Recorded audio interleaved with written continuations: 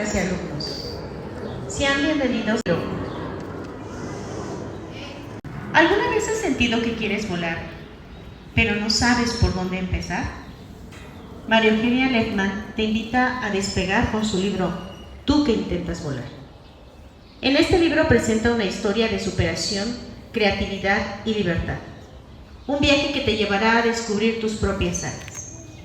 La alumna Andrea Isabel Sepúlveda Sánchez, del tercer grado Grupo B, nos leerá un fragmento de del libro Tú que intentas volar, para mostrarnos parte de la vida de Sor Juana Inés de la Cruz. Poco más de 350 años, cuando México era virreinato de la Nueva España, vino a este mundo Juana Inés de Albaje y Ramírez.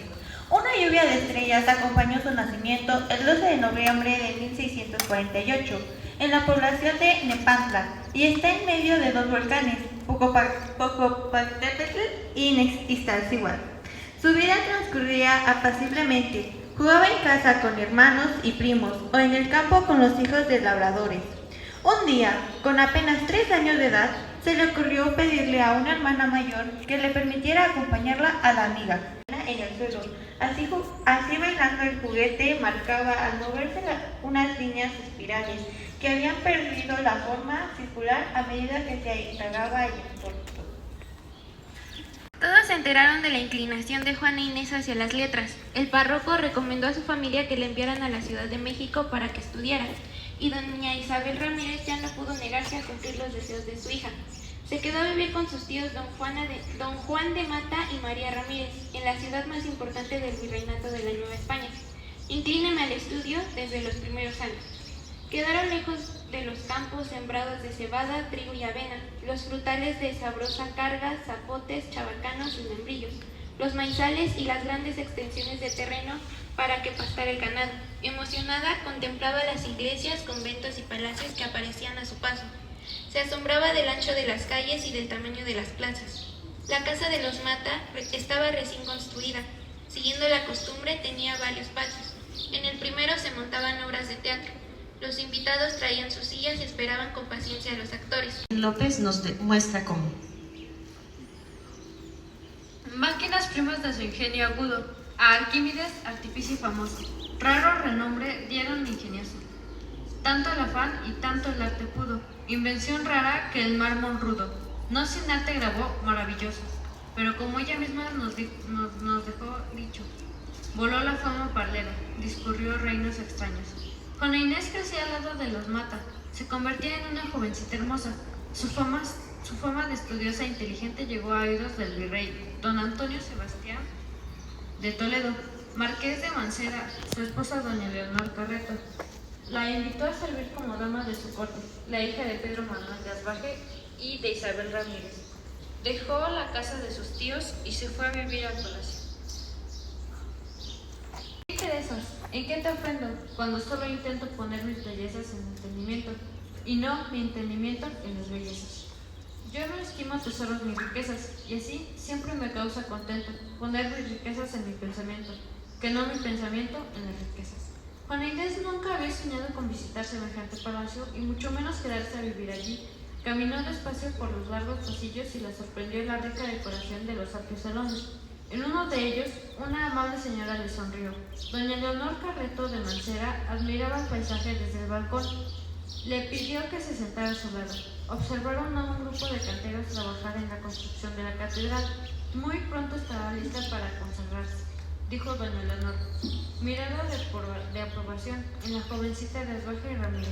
Fue suficiente respuesta y se convirtió, desde aquel momento, en muy querida dama de la reina.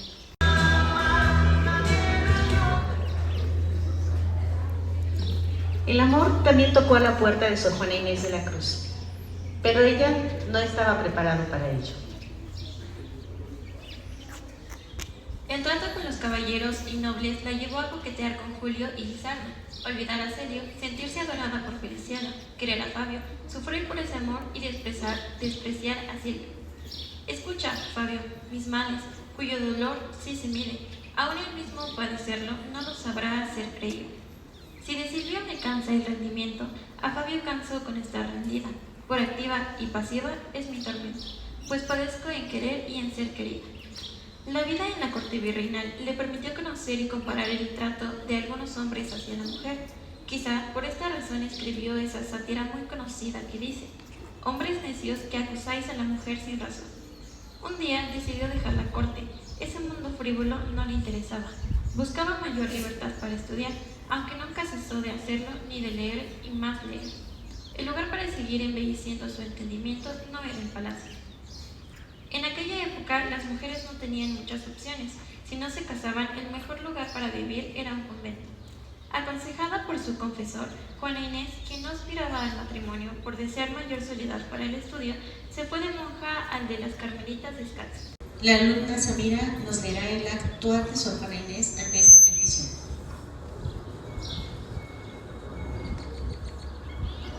Después de tanto éxito y honores, Sor Juana comenzó a sentir la fuerte presión de su confesor para que dejara de escribir.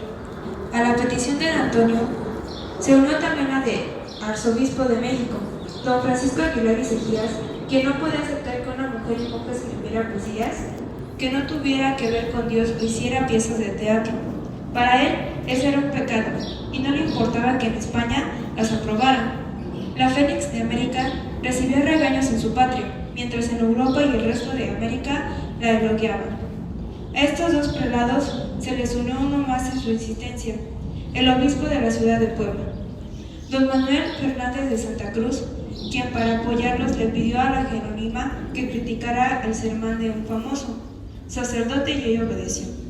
Al hacer esto, Sor Juana sin querer ofendió a la Iglesia Católica. El arzobispo le condenó a vender todos sus libros y repartir la ganancia entre los más necesitados. Le hizo prometer que no podía escribir más y que se dedicara a seguir los mandamientos de su religión. No contento con incitar a Sor Juana a caer en su trampa, el obispo Fernández de Santa Cruz se hizo pasar por Sor Filotea de la Cruz. En defensa del derecho de la mujer a los estudios y la sabiduría, ella, en su respuesta a Sor Filotea de la Cruz, nos enseña a no temer y seguir el ejemplo de muchas mujeres. En la historia lucharon por superarse y ahora vemos que la Iglesia permite escribir a las mujeres, santas y no santas, pues la de Agreda y María de la Antigua no están canonizadas a correr en sus escritos y ni cuando Santa Teresa y las demás escribieron no estaban. Sor Juana se sentía muy sola, sin la compañía de sus libros. Eran más de 4,000, cada uno ocupaba un lugar en su biblioteca, en su mente y en su corazón. Presentarles a una de las figuras más destacadas de la literatura hispanoamericana del siglo XVIII. Una mujer que desafió las convenciones de la época y se convirtió en una de las voces más importantes de su tiempo. Les presento a Sor Juana Inés de la Cruz, la Fénix de México. Recibámosla con un fuerte aplauso.